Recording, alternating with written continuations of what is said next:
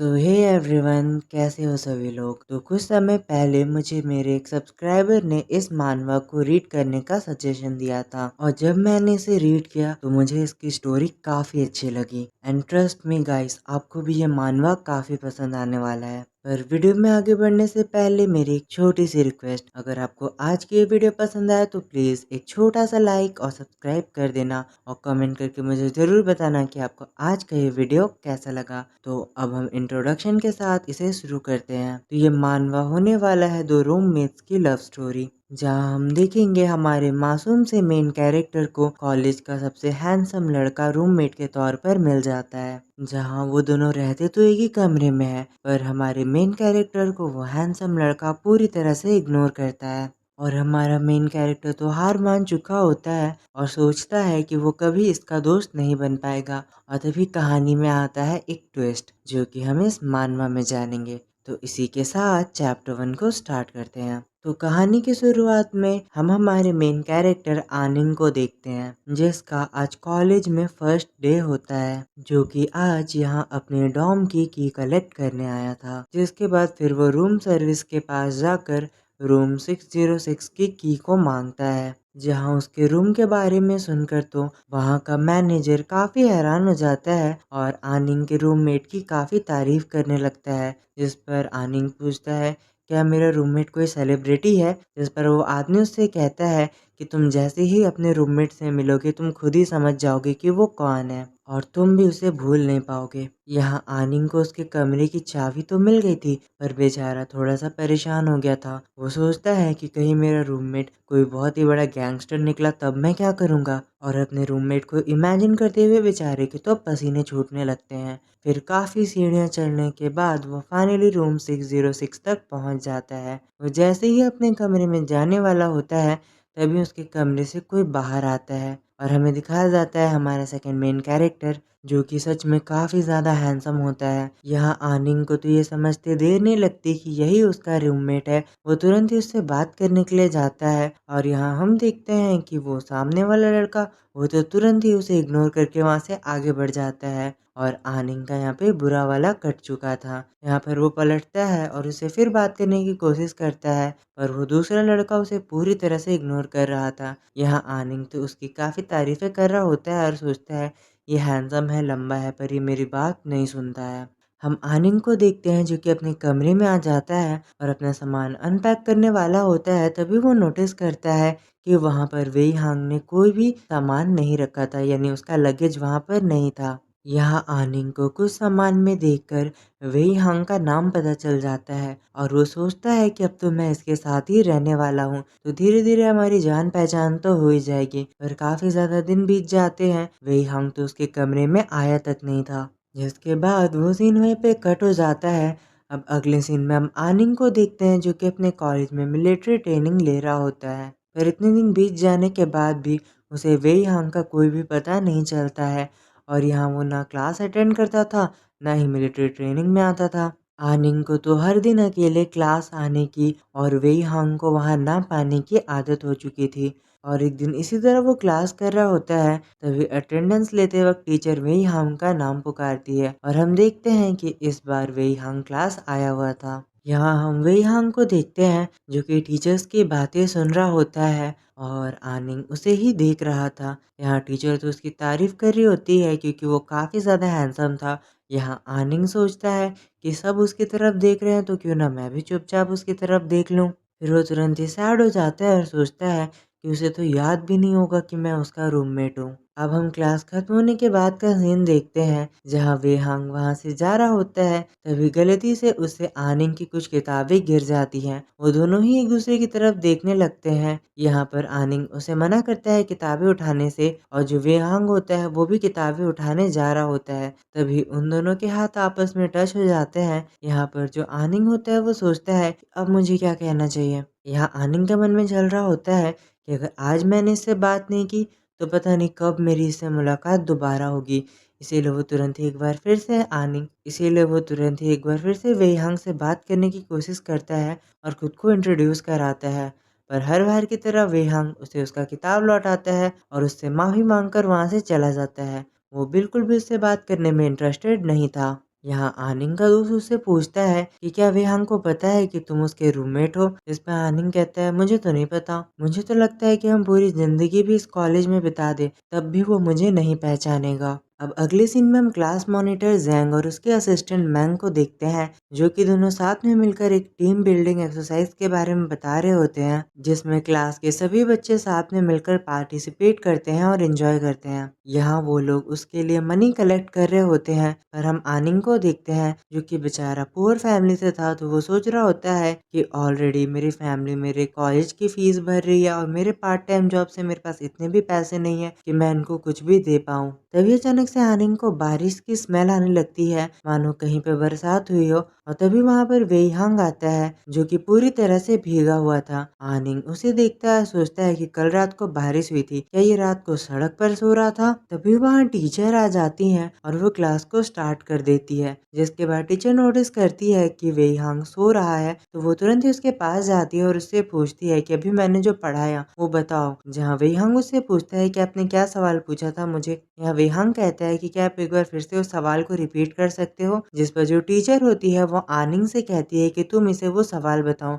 यहाँ आनिंग वेईहांग को एक केस के बारे में बताता है जिसमें एक पोते ने अपने ग्रैंडफादर को पॉइजन कर दिया था, जिससे उनकी जान चली गई, पर उन्होंने मरने से पहले एक वसीयत छोड़ी थी जिसमें उन्होंने अपनी सारी प्रॉपर्टी अपने पोते के नाम कर दी थी। फिर आनिंग कहता है पोते ने अपने दादाजी का कत्ल कर दिया, तो क्या फिर भी पोते को उनकी जायदाद मिलनी चाहिए। और फिर वो काफी ज्यादा स्माइल करते हुए वेईहांग की तरफ देखने लगता है। यहाँ हम वेईहांग को देखते हैं जो कि तुरंत ही कहता है अगर मैं जज होता तो मैं तो उसे एक फूटी कौड़ी भी नहीं देता। जिस पर आनिंग काफी हैरान होकर उसकी तरफ देखने लगता है और सोचता है यही तो मैं भी कह रहा था। यहाँ फिर हम वेईहांग को देखते हैं जो कि इस बारे में काफी ज्यादा सोचने लगता है और आनिंग के मन में चल रहा होता है कि सभी लोगों ने तो पोते को सपोर्ट किया था। यहाँ टीचर भी वेईहांग से पूछती है कि आखिर तुम्हें ऐसा क्यों लगता है कि उस पोते को दादाजी की जायदाद नहीं मिलनी चाहिए। जिस पर वेईहांग तुरंत ही कहता है क्योंकि वो उसके लायक नहीं है। यहाँ उसके सवाल पर सभी लोग हंसने लगते हैं और टीचर को भी ये काफी फनी लगता है। और यहाँ आनिंग सोचता है कि कितनी मासूमियत से ये जवाब दे रहा है। फिर टीचर वेईहांग को बताती है कि उसके दादाजी ने मरने से पहले अगर वसीयत लिख दी थी तो वो वसीयत पूरी तरह से कानूनी रूप में जायज है, तो पोते को वो मिलनी चाहिए। जिसके काउंटर पर वेईहांग कहता है पर वो दादाजी अब मर चुके हैं, अगर उन्हें पता होता कि उनका ही पोता उन्हें पॉइजन कर देगा तब भी क्या वो उसे अपनी प्रॉपर्टी देते। यहाँ सभी लोग वेईहांग के खिलाफ बोलने लगते हैं और कहते हैं कि दादाजी ने ऑलरेडी अपनी वसीयत लिख दी थी, तो अब इससे कोई फर्क नहीं पड़ता है। यहाँ टीचर भी वेईहांग को समझाती है कि दादाजी की वसीयत और पोते का दादाजी को जहर देना दोनों अलग अलग मामले हैं। यहाँ वसीयत का मामला इनहेरिटेंस लॉ में आता है, तो वहीं पोते का क्राइम क्रिमिनल प्रोटेक्शन लॉ के अंतर्गत आता है।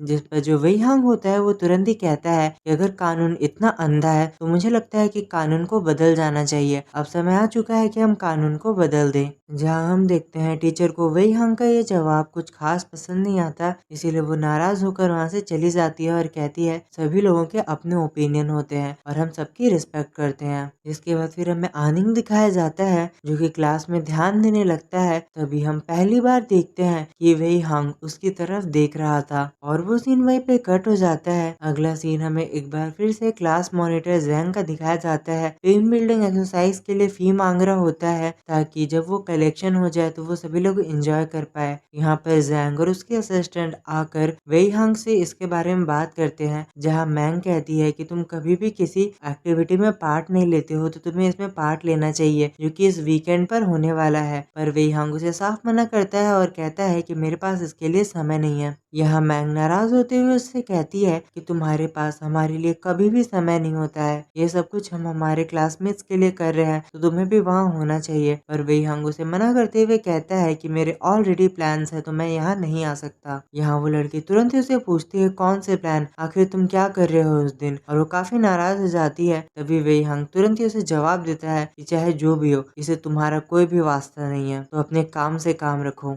तभी जो जैंग होता है वो आनिंग को भी नोटिस कर लेता है और वो उससे कहता है, आनिंग क्या तुम भी इसमें पार्टिसिपेट नहीं करने वाले हो? इस बार तुम्हें चाहे कुछ भी हो जाए इसमें पार्टिसिपेट करना होगा। यहाँ आनिंग को तो पसीने आने लगते हैं और वो कहता है कि शायद मैं भी इस बार पार्टिसिपेट ना कर पाऊँ। तभी जैंग उससे पूछता है पर ऐसा क्यों? और तभी अचानक से उसे रियलाइज हो जाता है और वो तुरंत ही आनिंग के पास जाकर कहता है कि मैं समझ सकता हूँ तुम्हारी सिचुएशन को। मैं जानता हूँ कि तुम पुअर फैमिली से आते हो और अगर तुम्हारे पास पैसे नहीं है तो मैं तुम्हारे बदले इसके पैसे भर देता हूँ और जब तुम्हारे पास पैसे हो तो तुम मुझे वो पैसे लौटा सकते हो। यहाँ इस बात को सुनकर आनिंग को बिल्कुल भी अच्छा नहीं लगता और उसे काफी अजीब सा फील हो रहा होता है। वो सोचता है कि जैंग मेरी मदद करना चाहता है, मैं जानता हूँ, पर फिर भी मुझे ये सुनकर अच्छा नहीं लग रहा है। यहाँ आनिंग की इस हिचकिचाहट को वेई हांग भी नोटिस कर लेता है। वो तुरंत ही आनिंग के पास आता है, उसके कंधे पर हाथ रखता है और कहता है कि आनिंग तुम्हारे साथ नहीं आ सकता क्योंकि वो मेरे साथ जाने वाला है। हम दोनों ने ही वीकेंड पर प्लान बना रखे हैं। जिससे आनिंग काफी हैरान हो गया था और उसकी तरफ देखने लगता है। यहाँ आनिंग को तो यकीन ही नहीं हो रहा होता है कि खुद वेई हांग ने उसे एम्बेरस होने से बचाया है।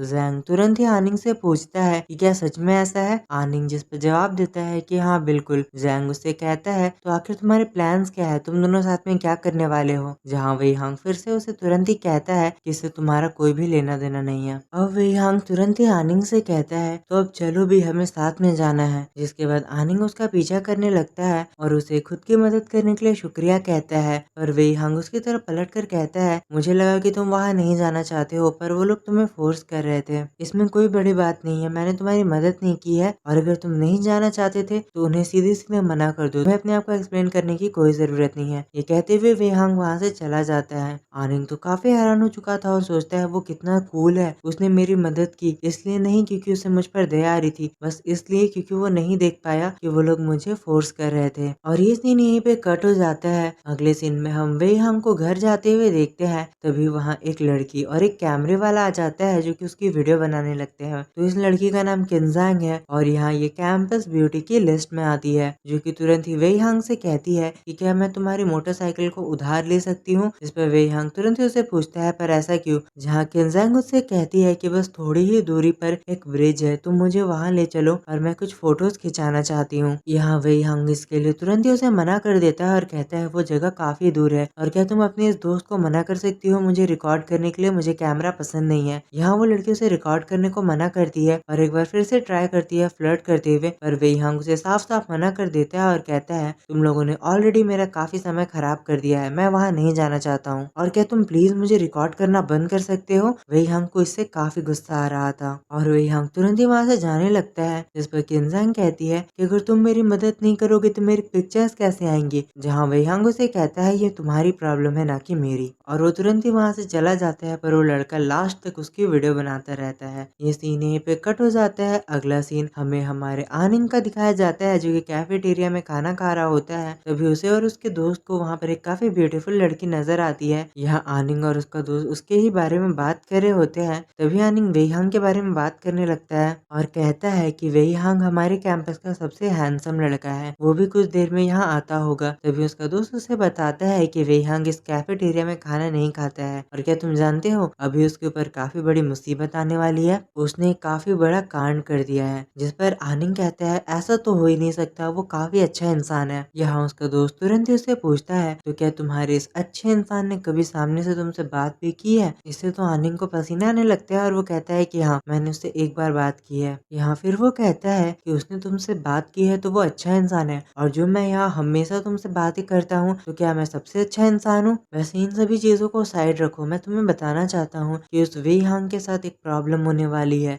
तो फोटोग्राफी क्लब के कुछ लोग उसकी बाइक के साथ फोटो खिंचाना चाहते थे पर उसने मना कर दिया, पर उन लोगों ने उसकी वीडियो बना ली और उसे पोस्ट कर दिया और अब उसे काफी सारी नेगेटिविटी का सामना करना पड़ रहा है। लोग उसे कमेंट में काफी गालियां दे रहे हैं और कह रहे हैं कि उसमें काफी घमंड है। तो ये पूरी तरह से उसकी मर्जी होनी चाहिए थी कि वो उसे देना चाहता है या नहीं देना चाहता है। अगर उसने नहीं दिया तब भी इन लोगों को उसकी बात को एक्सेप्ट करना चाहिए था। यहाँ ये लोग बेकार में उसे गालियां क्यों दे रहे हैं? उसने तो कुछ भी गलत नहीं किया है। अब अगले सीन में हम वेई हांग को बास्केटबॉल खेलते हुए देखते हैं। तभी वहाँ एक लड़का उसे खोजते हुए आता है और कहता है कि क्या तुम ही वेई हांग हो? जिस पे वेई हांग कहता है कि हाँ, क्या मैं तुम्हें जानता हूँ? जिस पर वो लड़का उससे कहता है कि मेरा नाम ले जुन है और मेरी गर्लफ्रेंड ने तुमसे अपनी बाइक मांगी थी ना, आखिर तुमने उसे अपनी बाइक के साथ फोटो खिंचाने क्यों नहीं दिया? जिसके जवाब में वेई हांग कहता है क्योंकि वो मेरी बाइक थी और मेरा देने का मन नहीं था। जिस पर ले जुन कहता है तुम्हें तो काफी एटीट्यूड है, मैं तो बस यहाँ तुम्हारे साथ बास्केटबॉल खेलने आया हूँ, अगर तुम डरते नहीं हो तो क्या खेलना चाहोगे? और फिर वो उसे मैच के लिए चैलेंज करता है और कहता है कि तुम्हारी तरफ से 3 लोगों को बुलाओ और मेरी तरफ से 3 लोग आएंगे। जिसके बाद वो दोनों ही मैच के लिए तैयार होने लगते हैं। तभी ले जुन चिल्ला कर कहता है कि आखिर वेई हांग का टीममेट कौन बनना चाहेगा? पर इसे तो वो सभी लोग काफी घबरा जाते हैं और आपस में बात करने लगते हैं कि ले जुन काफी खतरनाक इंसान है, उससे पंगा लेना बिल्कुल भी सही नहीं होगा। अगर अभी हमने वेई हांग का साथ दिया तो ले जुन बाद में हमसे रिवेंज लेगा। यहाँ पर हम आनिंग को भी देखते हैं जो कि सोच रहा होता है कि आखिर कोई वेई हांग की मदद करने के लिए जा क्यों नहीं रहा, क्योंकि हम देखते हैं ले जुन के डर से कोई भी वेई हांग का साथ नहीं देना चाहता था। यहाँ ले जुन भी आकर उसे ताना मारता है कि देखो तुम्हारा तो कोई भी साथ देना नहीं चाहता है, कितनी बुरी बात है। जिस पर वेई हांग कहता है कि मुझे किसी की जरूरत नहीं है, आओ ना तुम ही मेरा सामना करके देखो। जिस पर लेजुन कहता है नहीं नहीं, अगर मैंने ऐसे किया तो लोगों को लगेगा कि मैं तुमसे बदला ले रहा हूँ और मैं नहीं चाहूंगा कि मैं तुम्हारा खूबसूरत चेहरा बिगाड़ दूं। इसी बीच तभी हम देखते हैं कि अचानक से कोई वेई हांग का नाम पुकारने लगता है। वेई हांग भी तुरंत पलट कर देखता है, जहाँ हम देखते हैं आनिंग चिल्लाकर वेई हांग से कहता है कि मैं भले ही छोटा हूँ पर मैं बास्केटबॉल खेल सकता हूँ, क्या तुम चाहते हो कि मैं तुम्हारी टीम में आ जाऊँ? इसके बाद फिर भीड़ में से निकलकर आनिंग सामने आता है, जहाँ वो पहाड़ जैसे बास्केटबॉल प्लेयर्स के सामने एक नन्हा बच्चा लग रहा था। उसने ऐसा कह तो दिया था पर अब उसे पसीने आने लगते हैं और वो सोचता है कि जब मैं बच्चा था तो मुझे अच्छे से खाना खाना चाहिए था और दूध पीना चाहिए था तो मैं लंबा हो जाता। अब मुझे कितना एम्बैरेसिंग फील हो रहा है कि मैं इतना गिड्डा हूँ। यह वेई हांग भी उसे अपनी टीम में लेने के लिए तुरंत ही तैयार हो जाता है, जहाँ पहले तो सभी लोग हंसने लगते हैं और लेजुन उससे कहता है कि तुम सच में इस गिड्डे को अपनी टीम में लेने वाले हो? जिस पे वेई हांग कहता है कि अपनी बकवास बंद करो और चलो मैच को स्टार्ट करते हैं। पर लेजुन कहता है तुम्हारे पास अभी भी एक और टीम मेंबर नहीं है। जिससे वेई हांग को गुस्सा आने लगता है और वो कहता है क्या तुम खेलना भी चाहते हो या फिर तुम यहाँ केवल अपनी जबान चलाने आए हो? जिस पे ओवर कॉन्फिडेंस से भरा हुआ लेजुन तुरंत ही कहता है कि तुम्हारी टीम में 2 ही लोग हैं तो मैं भी अपनी टीम में से एक इंसान को निकाल लेता हूँ। और फिर हम देखते हैं कि दोनों टीम बास्केटबॉल खेलने के लिए तैयार हो चुकी थी। एक तरफ से आनिंग और वेई हांग की टीम तो दूसरी तरफ से लेजुन और उसका दोस्त। तो क्या हमारा नन्हा आनिंग इन पहाड़ जैसे प्लेयर्स के सामने टिक पाएगा, वो हम जानेंगे आने वाले चैप्टर में। आई होप आपको ये मानवा भी पसंद आया। Thank you for watching, good bye. Guys, अगर आप वीडियो में इतनी दूरी पर आ चुके हो और आपको आज की ये वीडियो पसंद आती है तो प्लीज़ आप इसे एक लाइक कर देना और चैनल पे नहीं हो तो इसे सब्सक्राइब कर दो और कमेंट करके मुझे ज़रूर बताना कि आपको आज का ये वीडियो कैसा लगा। आपकी एक लाइक और सब्सक्राइब से हमें काफ़ी ज़्यादा मोटिवेशन मिलता है और हम वीडियो को जल्दी से जल्दी लाने की कोशिश करते हैं। इतनी देर मेरी वीडियो को देखने के लिए आप सभी का बहुत बहुत शुक्रिया। मिलते हैं अगली वीडियो के साथ। Thank you for watching, good bye.